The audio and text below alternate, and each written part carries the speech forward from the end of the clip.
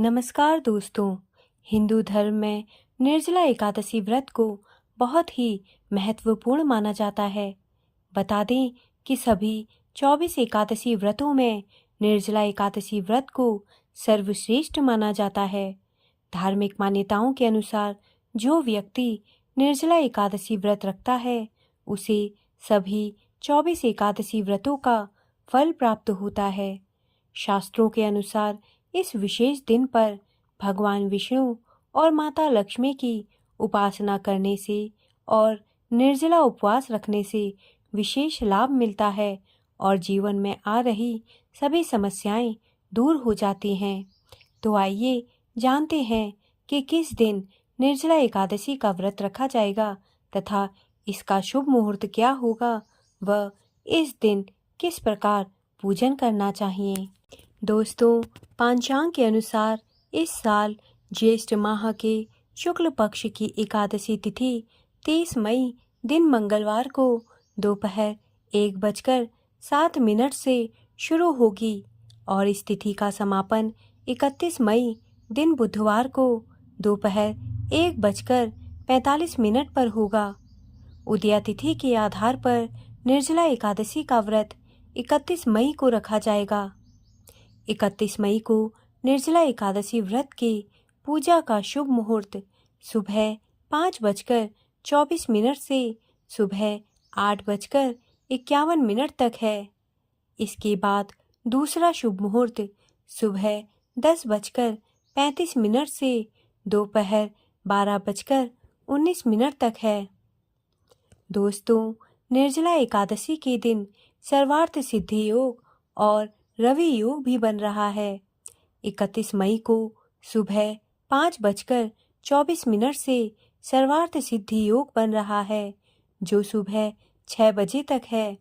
वहीं रवि योग भी सुबह 5:24 से सुबह 6 बजे तक ही है। दोस्तों, जो लोग 31 मई को निर्जला एकादशी का व्रत रखेंगे वे अगले दिन 1 जून दिन गुरुवार को व्रत का पारण करेंगे। 1 जून को निर्जला एकादशी व्रत पारण का समय सुबह 5:24 से सुबह 8:10 तक है। इस समय अवधि में पारण करके व्रत को पूरा कर लेना चाहिए। इस दिन द्वादशी तिथि दोपहर 1:39 पर खत्म होगी। निर्जला एकादशी व्रत की पूजन विधि इस प्रकार है। निर्जला एकादशी व्रत के दिन सुबह जल्दी उठकर स्नान आदि से निवृत्त होने के बाद साफ स्वच्छ वस्त्र धारण करें। इसके बाद भगवान विष्णु का ध्यान करते हुए निर्जला एकादशी के व्रत का संकल्प लें।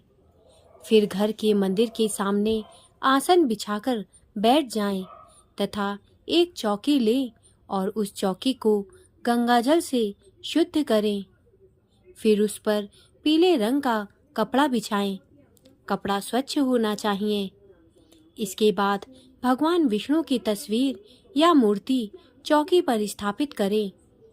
फिर भगवान विष्णु को स्नान कराएं और उन्हें नए वस्त्र धारण कराएं। फिर भगवान विष्णु को पीले रंग के फूल और माला चढ़ाएं। इसके बाद भगवान विष्णु को चंदन लगाएं। इसके बाद भगवान विष्णु के समक्ष धूप दीप जलाएं तथा भगवान विष्णु को भोग अर्पित करें। भोग में तुलसी दल अवश्य अर्पित करना चाहिए।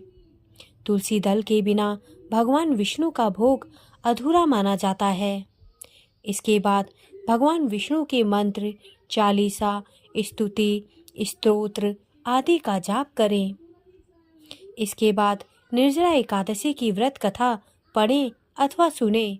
इसके बाद भगवान विष्णु की आरती उतारें तथा अंत में श्री हरि विष्णु से किसी प्रकार की गलती के लिए क्षमा प्रार्थना करें। पूरे दिन व्रत रखने के बाद शाम को पुनः भगवान विष्णु की पूजा करें और रात में भजन कीर्तन करते हुए जमीन पर विश्राम करें। फिर अगले दिन सुबह उठकर स्नान आदि करने के बाद साफ स्वच्छ वस्त्र पहने।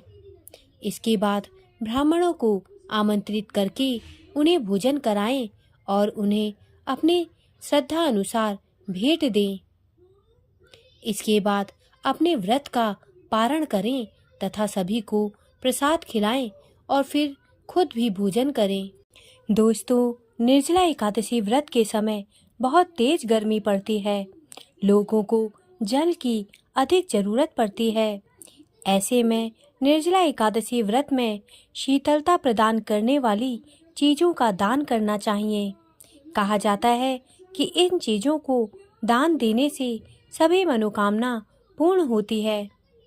निर्जला एकादशी व्रत के दिन जूतों का दान करना भी उत्तम माना जाता है। इस दिन गरीब जरूरतमंद ब्राह्मणों को अन्न दान, छाता दान, बिस्तर दान, वस्त्र दान करने से विशेष फल की प्राप्ति होती है।